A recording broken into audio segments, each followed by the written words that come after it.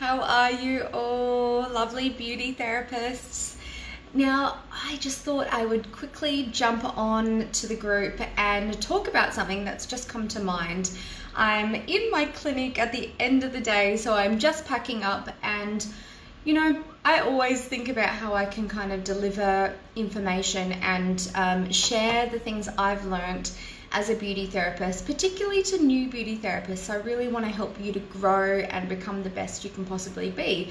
And today I just had a thought, and I thought to myself, you know what? I am doing good at timing now in my career as a beauty therapist, but this has not always been the case.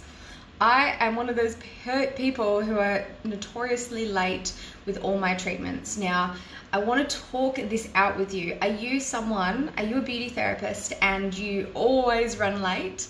Or do you perhaps always go over a couple of minutes? Or do you struggle just that time in between the treatments and getting everything done? It is harder when you do work for someone else and you're kind of, you've got strict standards, and generally within the industry there should be at least 15 minutes between treatments. And I know there is some places that don't require that, or they don't give you that time, but 15 minutes is a really good turnaround time if you're just the therapist and you're only cleaning up and you're only needing to retail. Now, it is a really short amount of time, and I guess that's why I wanted to chat with you all, because I've learned so much over my time. I've worked in spas, I've worked for myself now, and lots of tips for you. So I guess let's address why you continuously late and why you're having trouble. Now, I think back to when I first became a beauty therapist, and you know what? If I was to be really raw and honest, it all came from insecurity. So I didn't actually have too many issues remembering what to do. It was more that I was worried I wasn't giving a good enough treatment. And in that case, I would really take my time as a therapist. So I would really accentuate everything. And, and sometimes I would even get to the end of the treatment and go, oh my God, this massage has not been enough. It's not good enough. And I would keep going because I felt like that 2 more minutes and they'll be impressed. Send me a like or a love heart or comment below if you've done that before.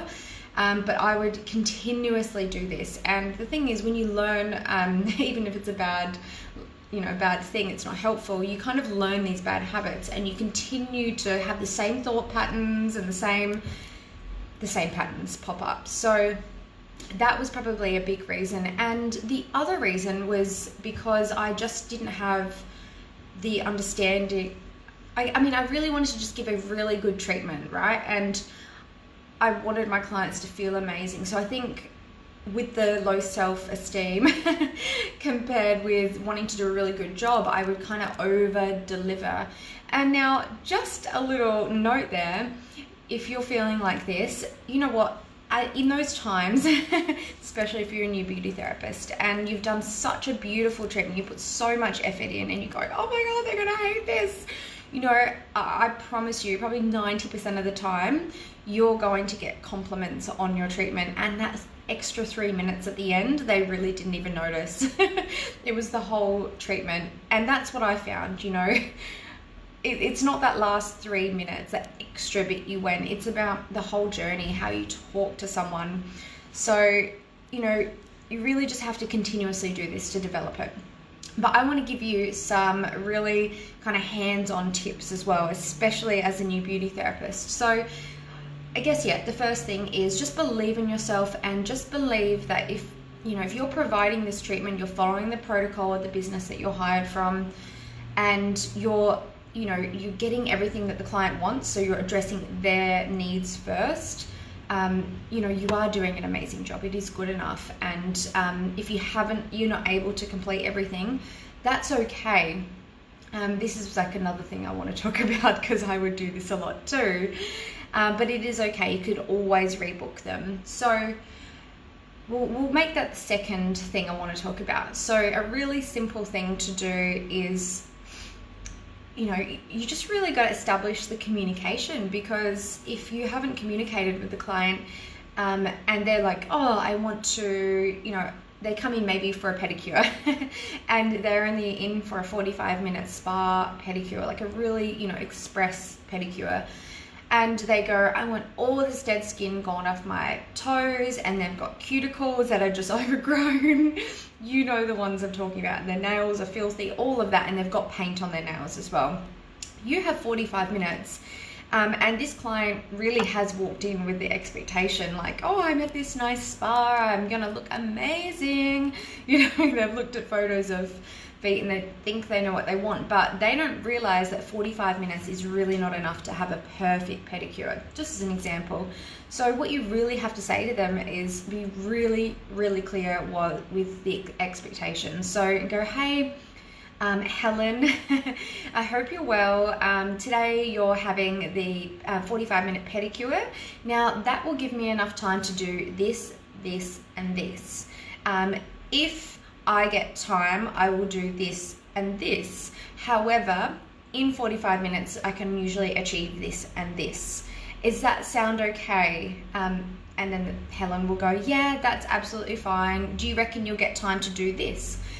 For example, maybe she'll say, are you going to be able to rasp my, get the dead skin off my heels? And say, well, that's actually not included in this treatment today, but if that's really your main concern, then I would be happy to change that out for you and focus on that. We'll just leave out the cuticles, for example. So that's a good way of when you create that really good affirming, it's also really self-validating for the client. When you get that communication down pat, they know what to expect. You're not at the end of the treatment going, oh my God, I need to fit all this stuff in, and then you're running overtime. It's not going to help you. Your bosses won't appreciate it. You'll be really stressed and the day won't be that good, and your next client won't be happy either. So getting that communication right is key, and then it actually gives you a chance to rebook them, and that's something I know a lot of you struggle with. So having that communication, suggesting a rebook right at the start, out of the gate, say, look, if I can't get it all today, you know, would you be happy to come back in 2 weeks and I'm going to focus on this for you? Clients love it. They want to be told what to do. So that's a little tip that you can take on board to get your timing down pat. Now, I wanted to give you practical ones. Now, this is what I did when I first started. So I'm going to go through a few different treatments. Massage. So when I first started, I used to have so much trouble with full body massages in 1 hour. I don't know what it was. I would just always get, so I would always start in the back and then the legs and the feet, flip them over, feet, legs, arms, hands, shoulders, neck, head, bit of face, or face, then head. This was the protocol, and I would always go over, and I'm like, why is this happening? And what I ended up having to do, honestly, oh, hello, Kylie, I can see you watching there. What I had to do was literally write down times, and I'm not even kidding you. So I would have to write down on my piece of paper. So you got the day sheet as well, and I'm going to give you a tip about your day sheet. But I would write down 20 minutes on the back. So it's like, say your treatment starts at 3 o'clock. I would go 3:05. So usually your consultation takes up about 5 minutes. So I would say 3:05, start back, and I'd go 3:25, legs, 3 whatever, and I would literally write it all out, and I would constantly look at the time, and really train myself. And honestly, as time went by, that massage, that full body massage, because you get a lot of massages, right? When you're in the spa industry, you kind of train yourself to actually know what it feels like to do that massage. You almost start to memorize the moves, and you can feel in your head without even looking at the time, oh, I've been about 15 minutes. So writing it down is really important. Now, you could use this with your day sheet. So I would literally, I don't even, it would be a printout, and it would have all the times. It absolutely would, but I would go in there with a highlighter and write the times on the side and literally write them all out all over again so it was clear. And so I would get it into my head and I would look back during the treatment. I'd always have my book close by just in case I forgot in the treatment, because I would do that. I would walk in, see the client, and then get them on the bed, and then sometimes you forget their name or you forget when you're finishing. So having your book nearby is also really helpful, your folder or whatever you want to call it, and literally writing down everything. Now, just thinking if was there any other tips on writing that down. That is pretty much it. That just really helped me. And I would write down little kind of notes about what I needed to do as well, just in case I would forget it.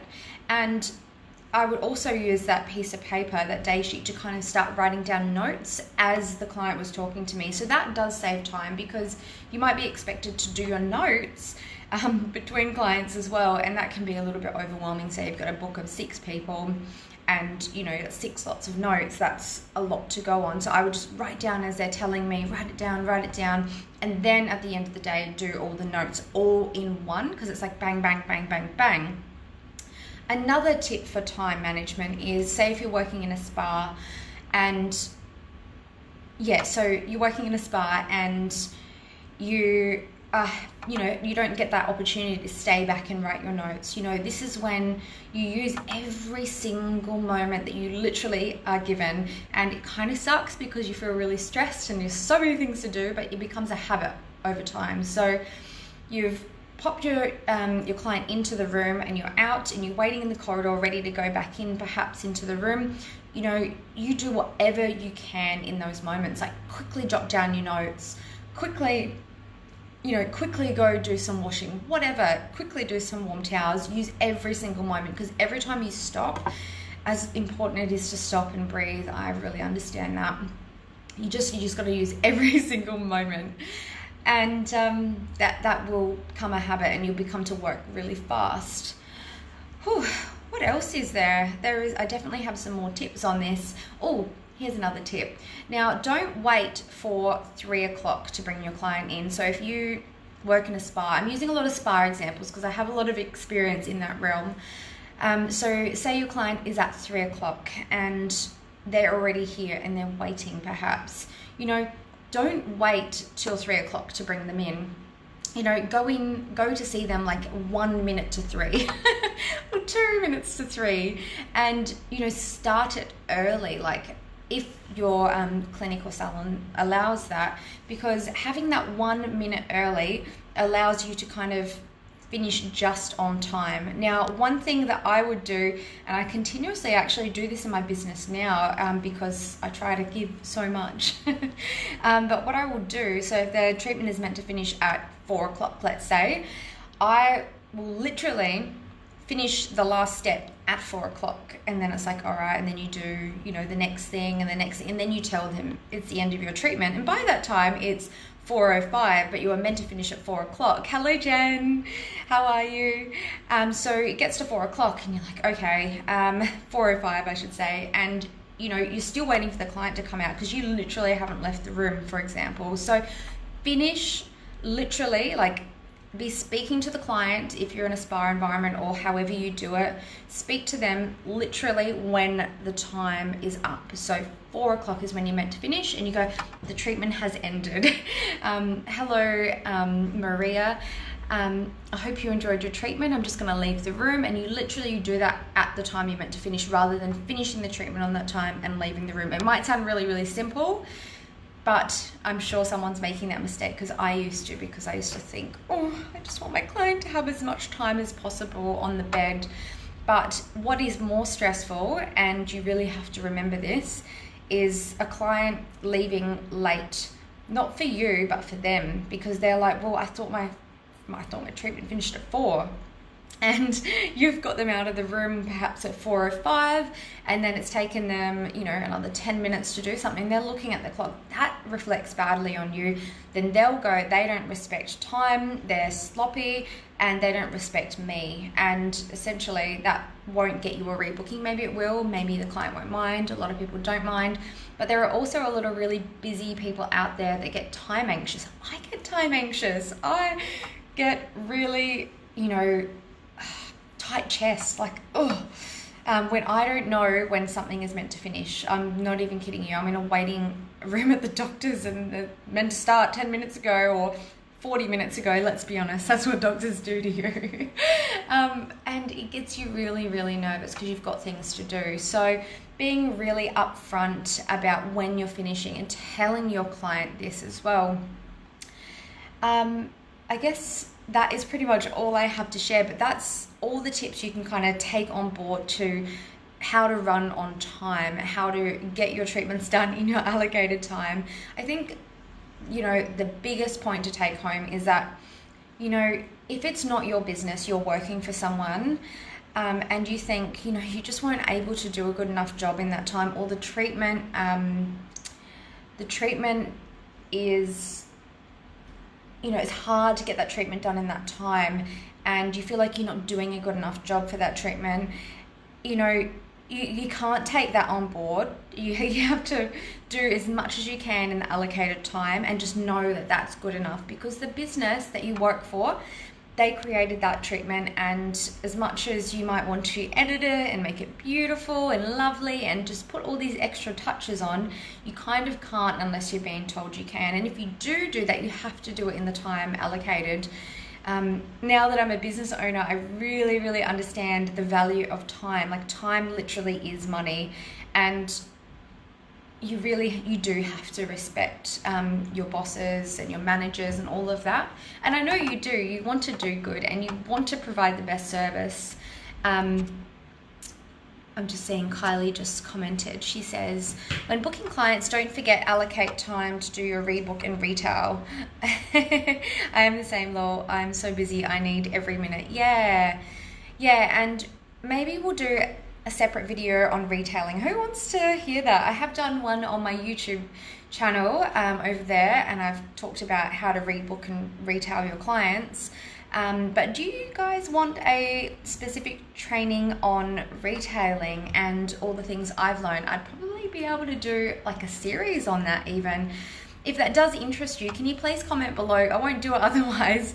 I only want to do it if you guys want to hear it. So let me know, and I'm going to end this video here. Just remember, just do your best, and yeah, just really try to hone in on that skill and get it down pat as soon as possible, because if you develop the habit and you keep doing it like I did, it'll just be harder to correct that behavior in the end. So just reminding you all of my videos that I do here in the Beauty Therapists of Australia Facebook group are available on my YouTube, maybe a couple of days later, maybe a week, whatever I get time to do. I'll upload them there as well.